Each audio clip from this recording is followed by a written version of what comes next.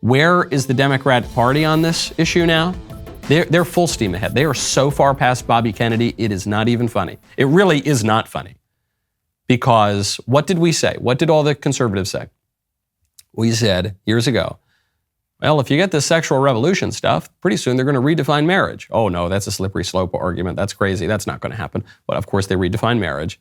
So, well, if you redefine marriage, then pretty soon you're going to have all of these even more eccentric, disordered kind of family structures like polyamorous relationships and thruples. And oh, Michael, that's crazy. What are you talking about? And then, of course, that's what we get.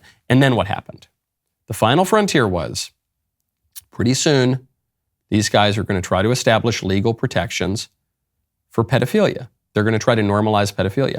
Oh, how dare you suggest that? That's out bigoted. That's phobic. How dare you say that? Well, I don't know. I mean, we're kind of seeing it in academia. There are some prominent academics now who have called for getting rid of the term pedophile and changing it to MAP, minor attracted person. And they're arguing that pedophilia is innate, and therefore, because of the premises of this modern sexual movement, if something is innate, if a desire comes from birth or in your early years of formation, then you can never change it and you can never suppress it. It's wrong to repress your desires. And so, you know, we're going to have to normalize this stuff. That's what we're hearing in academia. And now it's what we're hearing in politics. Now it's what we're hearing in government. A Minnesota trans-identifying Democrat lawmaker, I don't even really have to say Democrat, but that's what this guy is. He just tried to alter a bill to protect pedophilia as a sexual orientation. There it is. I've got the text of it right here. Minnesota Statutes 2022, Section 363A03, Subdivision 44, is amended to read, Subdivision 44, sexual orientation.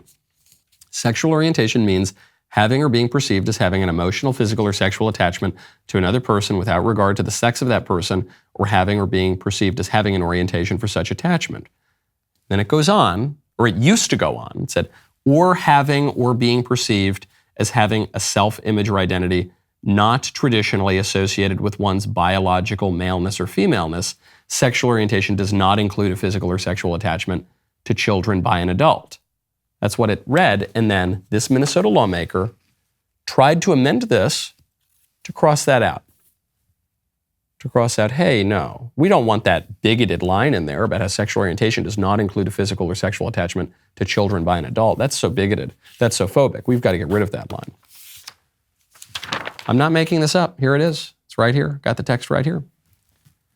This Minnesota state rep is Representative Lee Finke. I don't know what his real name is. Lee, L-E-I-G-H, sounds like one of these made up transgender names, so I don't know. But anyway, he's a guy who identifies as a woman. He's a member of the Democratic Farmer Labor Party, first self-identified transgender person in the Minnesota legislature, and introduced this amendment in the Take Pride Act. So what would it have done? It would have protected pedophilia as a sexual orientation, protected from discrimination by the law. Now, once this made headlines a few days ago, all of a sudden, the Minnesota legislators, even the ones who were generally allied with this guy, said, okay, we got to correct this. So they took a vote in the House. They said, okay, we're still opposed to pedophilia, right? And it passed by unanimous vote. So even Representative Finke here realized, okay, I got to back off this pedo stuff for now. That's good. Glad they all backed off for now. This is the direction it's going in. Glad they took decisive action. Bud Light could learn a lesson or two from them. You can't take this away. You can't hide the fact that this is the direction they wanted to go in. Right now, text Knowles to 989898. President Trump recently issued a warning from his Mar-a-Lago home. Quote, our currency is crashing and will soon no longer be the world standard, which will be our greatest defeat, frankly, in 200 years. There are 3 reasons the central banks are dumping the US dollar: inflation, deficit spending, and our insurmountable national debt. The fact is there is one asset that has withstood famine, wars, and political and economic upheaval dating back to biblical times. That is gold. And you can own it in a tax-sheltered retirement account with the help of Birch Gold. That is right. Birch Gold will help you convert an existing IRA or 401k, maybe from a previous employer, into an IRA, into gold. The best part, you don't pay a penny out of pocket. Just text Knowles, Knowles, to 989898 for your free info kit. They will hold your hand through the whole process. Think about this. When currencies fail, gold is a safe haven. How much more time does the dollar have? Protect your savings with gold. Birch Gold has an A+ rating with the Better Business Bureau. Thousands of happy customers. Text Knowles, Knowles, to 989898. Get your free info kit on gold. Text Knowles to 989898. Now, speaking of pedophilia, Governor Ron DeSantis, it would appear to be soon to be presidential candidate Ron DeSantis, has come out and pushed for the death penalty for pedophiles in Florida. These are really the worst of the worst. And what happens is the perpetrators of these crimes are oftentimes serial offenders.